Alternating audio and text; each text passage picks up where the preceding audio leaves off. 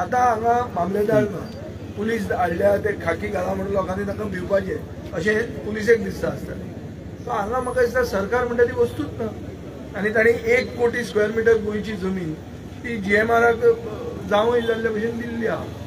म्हळ्यार हें म्हणून कितें जाता डॉट कशें हां डावरी कशी. सो ताका अर्थ ना अशें जालें जाल्यार I think people have to raise this कितें तरी करचें पडटलें. म्हळ्यार गोंयकारांक टेकन फॉर ग्रांटेड ही जी हे जे मेंटॅलिटी आहा ती रिवर्स करची पडटली. आनी ती लांबाणी म्हणटा ती जाल्या सरपंच जाल्या.